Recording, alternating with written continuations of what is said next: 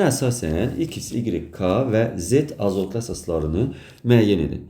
F ortofosfat turşusu qalığıdır, P pentozadır. Tamam, bizdə F'i deyib, bir də P'yi deyibdi. Yəni F ilə P'yi burada izahını veribdi. Amma biz bilirik ki, burada nukleotidləri tapmaq üçün bir qaydanı bilməliyik. Ölçüsünə görə A bərabər olurdu G-yə və bunların ölçüsü böyük idi.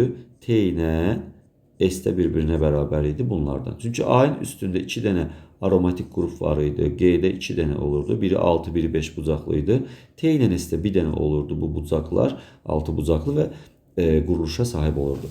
Yaxşı, bəs burada necə tapa bilərik? Hidrogen rabitəsi 2 dənədirsə, bunların biri A-dır, biri T-dir. Ona görə də böyük olan adenin azot əsası daşıyandır. Kiçik 2 dənə yox, bir halqası olan timin azot əsası daşıyan nukleotidimiz olacaqdır.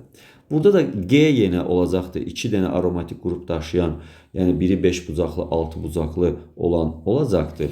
Biri də ki, G-nin qarşısında S olacaqdır bu.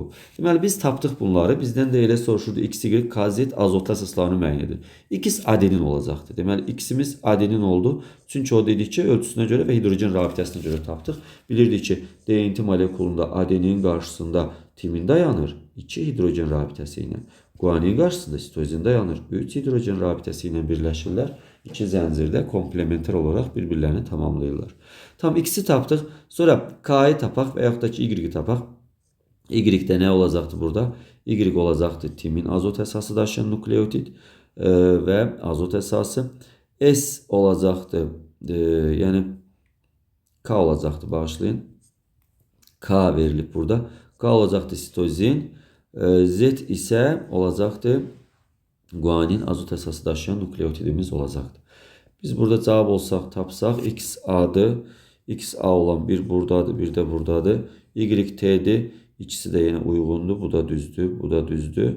Yaxşı, K S'dir. K S olan budur.